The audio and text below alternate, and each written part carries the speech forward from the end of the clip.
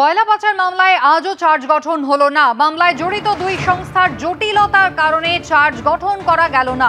मेरा सफेद तुरंत खुले, भरपूर झाग दे और इसकी स्मार्ट साइंस दे स्मार्ट केयर और फ्रेशनेस। मेरी चॉइस मेरा सफेद।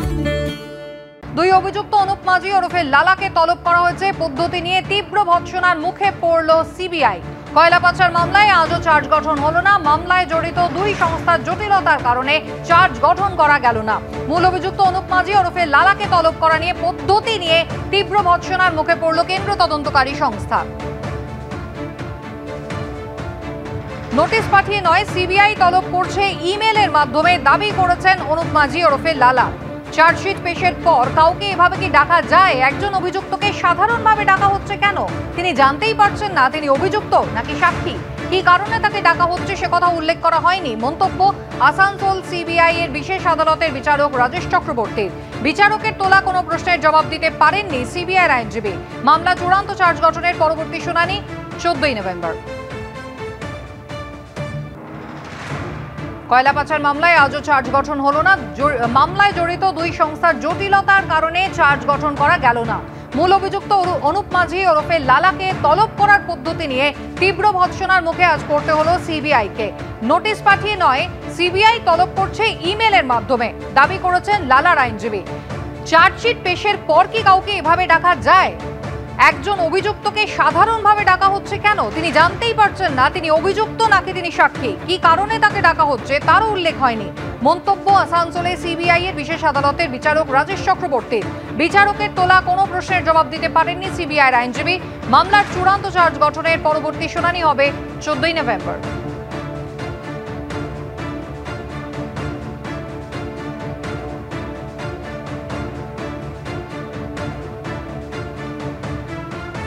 আবহের মধ্যেই এবার হুগলির হরিপালে স্কুল ছাত্রীকে যৌন নিগ্রহের অভিযোগ উঠল। ছাত্রীকে জোর করে গাড়িতে তুলে নিয়ে গিয়ে যৌন নিগ্রহের অভিযোগ।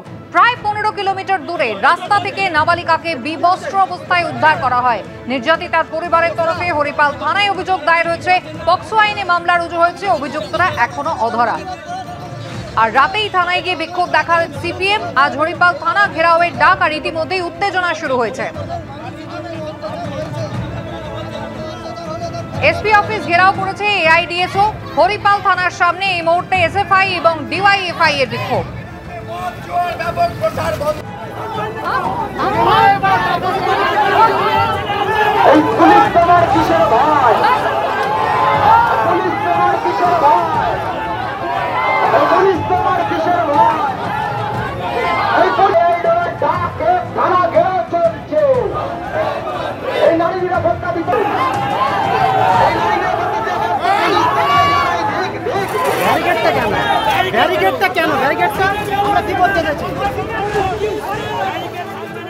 এদিকে হরিপালে নাবালিকাকে ধর্ষণের অভিযোগ খণ্ডন করল হুগলি গ্রামীণ পুলিশ। পুলিশের দাবি, নাবালিকা জানিয়েছে টিউশন সেরে ফেরার পথে তার রাস্তা আটকায় একটি গাড়ি।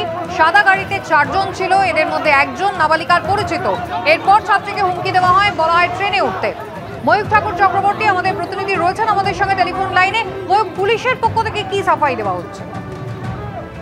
দেখো, হুগলি গ্রামীণ পুলিশের তরফ থেকে যেটা বলা হচ্ছে যে গতকাল ওই ছাত্রী পুলিশের কাছে যে বয়ান দিয়েছেন, যে স্টেটমেন্ট দিয়েছেন, যে এফআইআর করেছেন, তার ভিত্তিতে পুলিশ আধিকারিকরা যেটা দাবি করছেন যে ওই ছাত্রী তিনি প্রাইভেট টিউশন থেকে ফিরছিলেন। সিঙ্গুর স্টেশনের সামনে ওই ছাত্রী দাবি করছেন, এফআইআরে উল্লেখ করেছেন যে একটা সাদা গাড়ি তিনি লক্ষ্য করেন।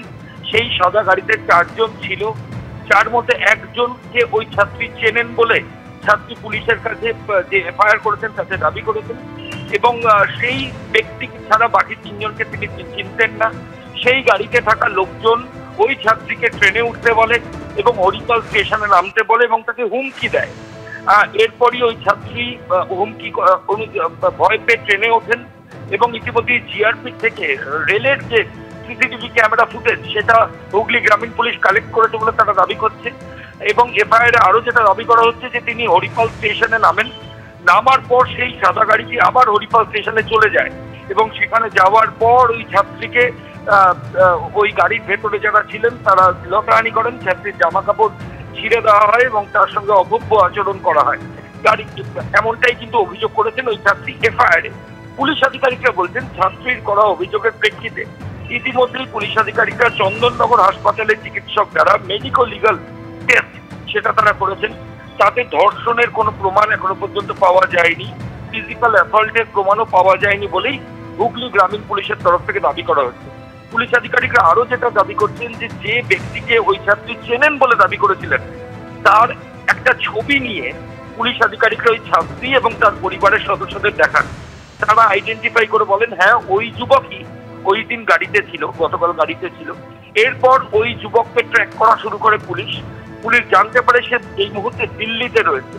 বিভিন্ন এভিডেন্স দিল্লিতে থাকার এবং ট্রেনের টিকিট সেগুলো পুলিশ আধিকারিকদের কাছে রয়েছে বলেই হুগলি গ্রামীণ পুলিশের তরফ থেকে বলা হচ্ছে। অর্থাৎ যে ট্রেনে করে যে ব্যক্তি গাড়িতে রয়েছেন এবং যে পূর্ব পরিচিত আগে থেকে চিনছেন বলে ছাত্রী দাবি করছেন, পুলিশের দাবি সেই দিন ওই ব্যক্তি ওখানে ছিলেন না, উনি দিল্লিতে রয়েছেন এবং তার ট্রেনের টিকিট ইতিমধ্যেই পুলিশের কাছে এসেছে এবং তার মোবাইলের টাওয়ার লোকেশন এবং বিভিন্ন সূত্র সেটাও তদন্তকারী আধিকারিকরা পেয়েছেন। এর পাশাপাশি যে সাদা গাড়ি যেটা ওই ছাত্রীকে পথ আটকায় এবং তাকে হুমকি দেয়, শ্লীলতাহানি করে, সাদা গাড়ির ভেতরে থাকা লোকজন যে অভিযোগ ছাত্রী করছেন, এখনো পর্যন্ত তদন্তে সেই সাদা গাড়ির কোনো অস্তিত্ব হুগলি গ্রামীণ পুলিশের তরফ থেকে পাওয়া যায়নি। পুলিশ আধিকারিকরা দাবি করছেন যে আর কিছুক্ষণের মধ্যেই ওই ছাত্রীর 164 অর্থাৎ ম্যাজিস্ট্রেটের সামনে গোপন জবানবন্দি নেওয়া হবে এবং এই গোপন জবানবন্দির পর হুগলি গ্রামীণ পুলিশের তরফ থেকে সরকারিভাবে সাংবাদিক বৈঠকও করার পরিকল্পনা রয়েছে। তবে ওই ছাত্রীর অভিযোগকারিনীর যা বক্তব্য রয়েছে, পুলিশ আধিকারিকরা প্রত্যেক বক্তব্যের নিরিখে তারা তথ্য প্রমাণ সংগ্রহ এবং মেডিকেল টেস্ট সমস্ত পারিপার্শ্বিক তথ্য প্রমাণ সংগ্রহ সেগুলো ইতিমধ্যেই করেছেন এবং তারই ভিত্তিতে হুগলি গ্রামীণ পুলিশের তরফ থেকে এটা দাবি করা হয়েছে। ময়ূক, ধন্যবাদ।